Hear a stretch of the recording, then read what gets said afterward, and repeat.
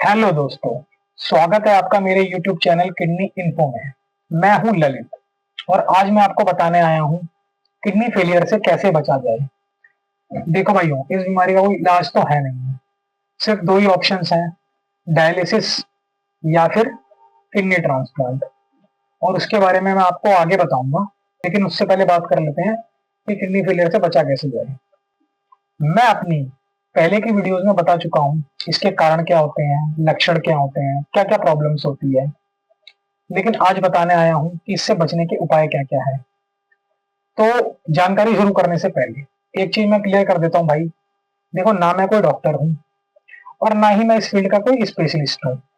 मैं सिर्फ एक किडनी फेलियर पेशेंट हूँ, तो अपना एक्सपीरियंस आप लोगों के साथ शेयर करने आया हूँ ताकि आप लोगों में अवेयरनेस आए और आप लोग वक्त रहते इस प्रॉब्लम से बच पाए।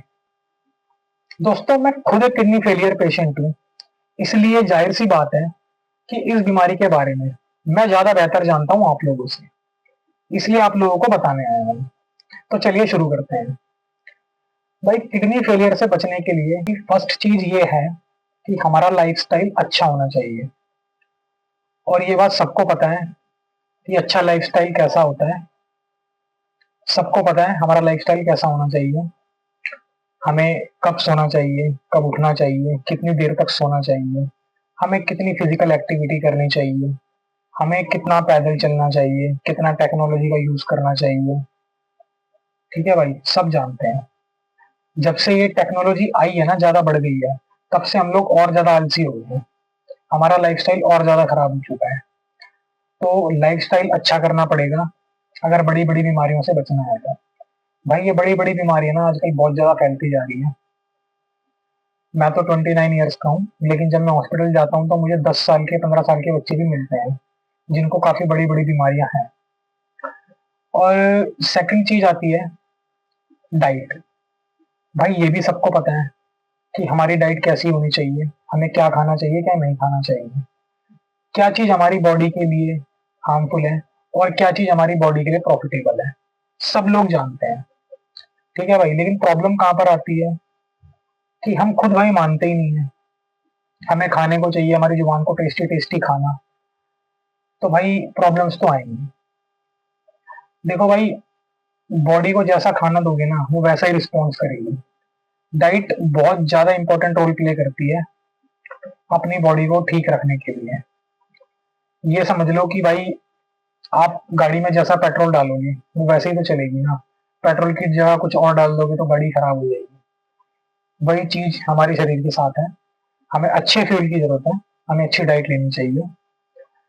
सब लोग जानते हैं ये बात कि भाई कभी कभार फंक्शन में, शादी पार्टी में, या किसी ओकेशन पर, या किसी खुशी के मौके पर चल जाता है थोड़ा उल्टा सीधा खाना, लेकिन रेगुलर बेसिस पर भाई नहीं खाना चाहिए, सबको पता है, मगर मानता कोई नहीं है। भाई देखो, हमें ये चीज अपनी लाइफ में फॉलो करनी पड़ेगी अगर हम अपनी बॉडी को अच्छा रखना चाहते हैं तो। डाइट मेरी भी बहुत खराब थी, इसलिए मुझे इतनी बड़ी प्रॉब्लम आई। भाई, थर्ड चीज आती है वाटर इनटेक। इस चीज को लोग हल्के में ले जाते हैं, इस चीज के बारे में ना ज्यादा ध्यान नहीं देते हैं। वैसे मैं तो पानी ज्यादा पीता था, लेकिन मैंने भाई बहुत से लोगों को देखा है जो सिटिंग वर्क करते हैं ना, जिनका चेयर पर बैठकर काम करना है, ऑफिस में एसी वगैरह में बैठकर अंदर काम करते हैं। भाई मोस्टली लोग ना पानी बहुत कम पीते हैं। वो 1-1.5 लीटर में पूरा दिन निकाल देते हैं। तो ये बहुत गलत चीज है। एक अडल्ट बॉडी को दिन में कम से कम 3 से 4 लीटर पानी पीना ही चाहिए। कोई अडल्ट पर्सन है तो उसको 3 से 4 लीटर पानी पीना ही चाहिए। हम जितना अच्छे से ज्यादा पानी पियेंगे, हमारी बॉडी ब्लड को उतना फिल्टर करेगी और यूरिन के थ्रू सारी वेस्टेज बाहर आती है। तो भाई पानी ज्यादा आपको पीना पड़ेगा। ज्यादा ये नहीं कि आप 6-7 लीटर पानी पी लो, मतलब एक 3 से 4 लीटर पानी तो दिन में पीना चाहिए एडल्ट पर्सन को। तो ये चीज बहुत ज्यादा इंपॉर्टेंट है, इसके ऊपर ध्यान देना चाहिए। और भाई, जिनको किडनी स्टोन की प्रॉब्लम होती है ना, मुझे स्टोन की प्रॉब्लम भी थी, तो उन लोगों को तो भाई कम से कम दिन में 5 से 6 लीटर पानी पीना चाहिए। कम से कम 5 से 6 लीटर पीना ही पड़ेगा, नहीं तो स्टोन यार बार बार बनते हैं। मैं तो 4 बार ऑपरेशन भी करवा चुका हूँ भाई, कितनी बार करवाएंगे। पानी ज्यादा पीना चाहिए। ठीक है, ये हो गई वाटर इनटेक की बात। अब भाई फोर्थ चीज आती है रेगुलर चेकअप्स। भाई हम इंडियंस में ना इतनी बड़ी प्रॉब्लम है ना ये, कि हम रेगुलर चेकअप्स करवाते ही नहीं है, अपनी बॉडी को चेक करवाते ही नहीं है। हम ऐसे बंदे हैं, कोई प्रॉब्लम आएगी ना तो उसको इग्नोर भी करते जाते हैं, प्रॉब्लम आने के बाद भी, कोई सिम्टम आने के बाद भी इग्नोर करते जाते हैं, जब तक प्रॉब्लम बढ़ नहीं जाती। फिर मजबूरी में आके टेस्ट कराते हैं तो पता चलता है कि भाई दिक्कत हो गई है बॉडी में। रेगुलर चेकअप बहुत जरूरी है यार। देखो एक बात बताओ, जब इतनी बड़ी बड़ी बीमारियां लगती है, जैसे कि मुझे लगी हुई है किडनी फेलियर की, भाई डायलिसिस का, डॉक्टर का फीस मिलाकर, दवाइयों का खर्चा, इंजेक्शन का खर्चा मिलाकर भाई कम से कम 30 से 35 हजार रुपए बैठ जाता है महीने का। और अगर हम रेगुलर चेकअप करवाएंगे ना तो यार मान लो 2 3 3 महीने में एक बार करवाएंगे, तो आजकल इतनी अच्छी अच्छी बड़ी बड़ी कंपनीज आ गई है जो कि घर बैठे रेगुलर चेकअप हो जाते हैं यार।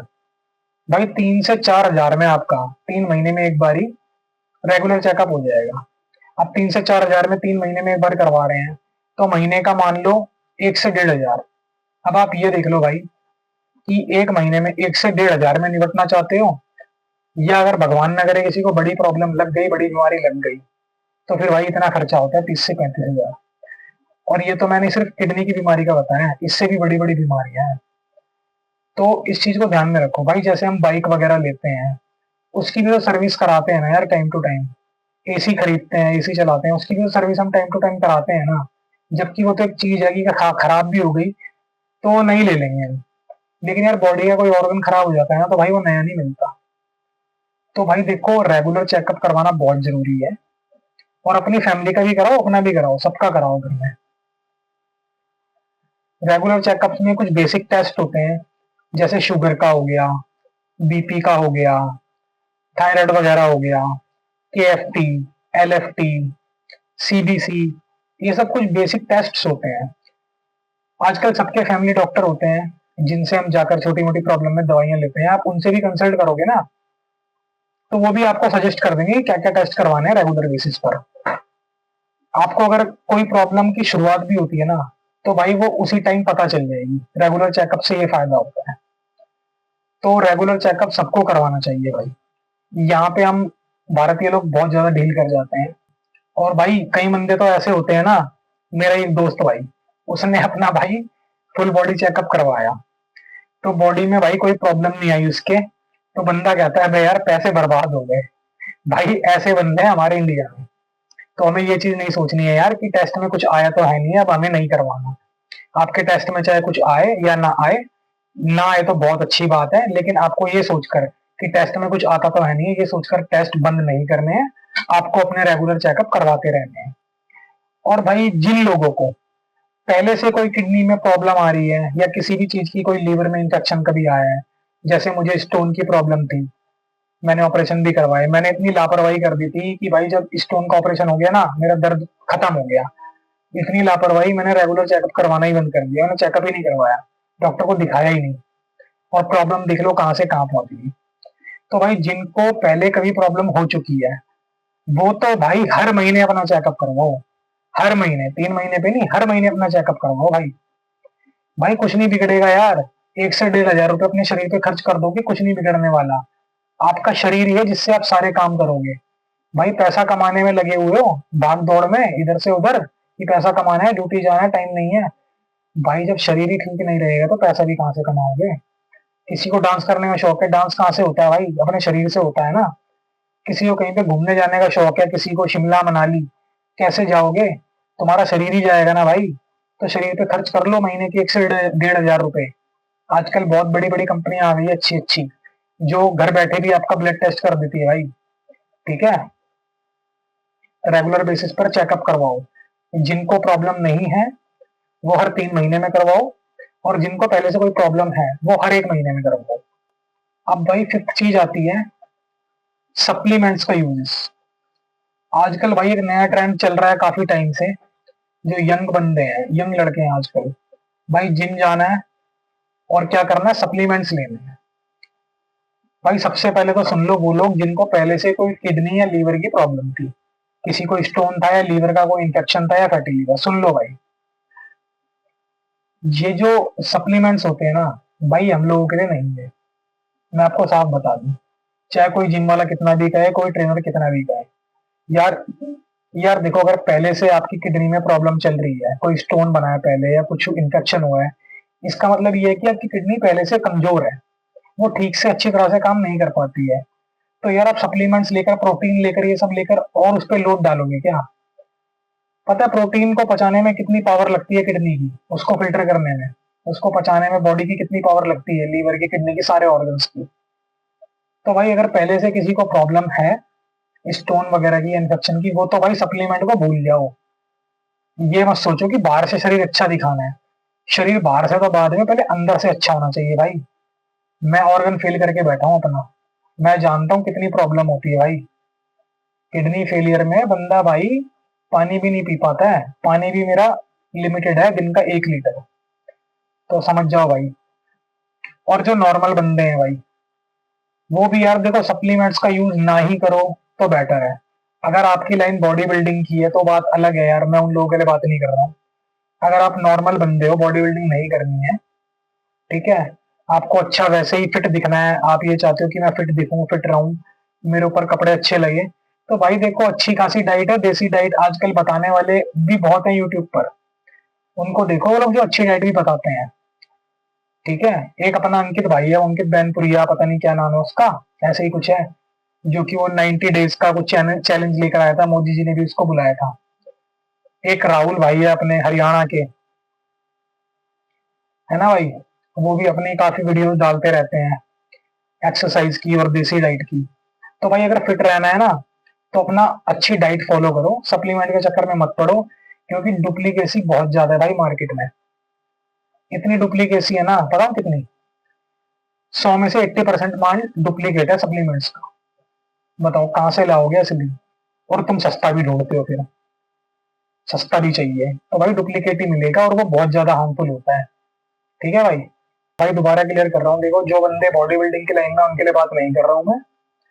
जो बंदे नॉर्मली, उनके लिए बोल रहा हूँ यार, सप्लीमेंट ना ही यूज करो तो अच्छा है। मैं काफी डॉक्टरों से मिलता हूँ, क्योंकि मुझे प्रॉब्लम है, मुझे काफी डॉक्टर्स से मिलना पड़ता है। डॉक्टर्स भी यही बताते हैं यार, सप्लीमेंट्स का यूज ना करो। हाँ, अगर आपकी बॉडी में कोई डेफिशिएंसी है, डॉक्टर चेकअप करेगा, डॉक्टर आपको रिकमेंड करेगा, तब आप ले सकते हैं। ठीक है भाई। तो ये हो गई सप्लीमेंट की बात। अब बात आती है भाई मेडिसिन की, दवाइयों की। यार दवाइयों का मिसयूज हमें नहीं करना चाहिए। जैसे कि एग्जाम्पल के लिए, मैंने बहुत मिसयूज किया है, मैं अपना बता दे रहा हूँ। मुझे स्टोन की प्रॉब्लम थी, दर्द होता था, तो मैं क्या करता था, आलस मान लो, आलस भी है इसमें, कि भाई डॉक्टर के पास जाएंगे तो पैसे भी लगेंगे बार बार, और जाना भी पड़ेगा, तो इन सब चीजों से बचने के लिए मेडिकल स्टोर पे गए, पेन किलर ली और खा ली। भाई बहुत गलत चीज है ये। पेन किलर बार बार नहीं खानी चाहिए भाई, ज्यादा नहीं खानी चाहिए। पेन किलर बहुत ज्यादा गंदा इफेक्ट करती है हमारी किडनियों के ऊपर, ये बात सभी जानते हैं। कभी ज्यादा दर्द भी होता है कि भाई बर्दाश्त से बाहर ही हो गया, तो यार डॉक्टर के पास जाओ, डॉक्टर आपको रिकमेंड करेगा क्या लेना है क्या नहीं लेना। खुद से अपने डॉक्टर मत बनो कि मेडिकल से जाकर दवाई ले ली और खा ली, ये बहुत ज्यादा इफेक्ट डालती है बुरा किडनी के ऊपर। मैं गलती करके बैठा हूँ, तो भाई ये भी कारण हो सकता है मेरी किडनी फेलियर का। ठीक है, मेडिसिन का मिसयूज मत करो, ज्यादातर दूर रहो मेडिसिन से, जब तक बर्दाश्त से बाहर ना हो, और ना हो तो फिर डॉक्टर के पास जाओ, डॉक्टर आपको बताएगा क्या करना है।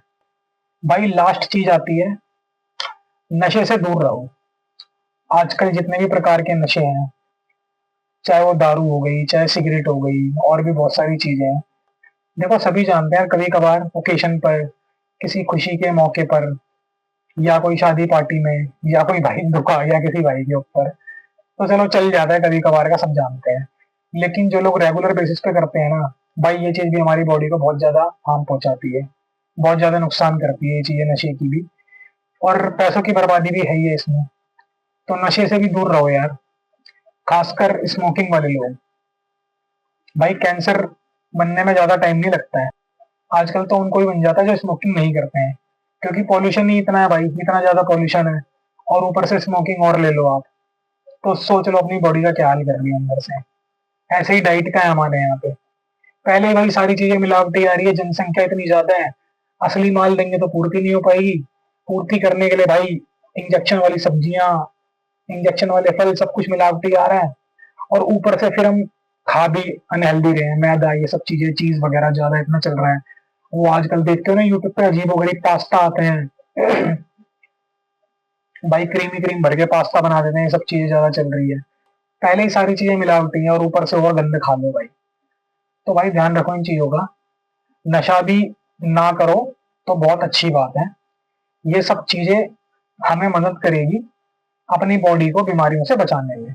और भाई आखिर में जाने से पहले आपको मैं 3 टिप्स बता देता हूँ जो कि बहुत ज्यादा इंपॉर्टेंट है किडनी के रोल में। भाई अगर किसी को डायबिटीज की प्रॉब्लम है, कुछ भी करो, कैसे भी करो, चाहे दवाई लो, चाहे भाई देसी इलाज कराओ, कुछ भी करो, डायबिटीज को कंट्रोल में रखो। सेकंड चीज, अगर भाई किसी को ब्लड प्रेशर की प्रॉब्लम है, हाई ब्लड प्रेशर जिसे हाइपरटेंशन कहा जाता है, भाई कुछ भी करो, साम दाम दंड भेद, ठीक है, भाई ब्लड प्रेशर को कंट्रोल में रखो। थर्ड चीज है, पेन किलर्स का मिसयूज मत करो भाई, दवाइयों का, ठीक है।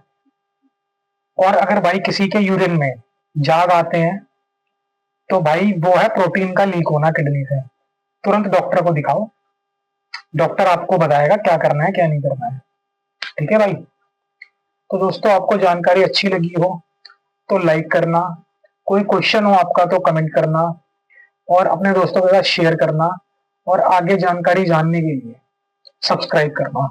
Thank you.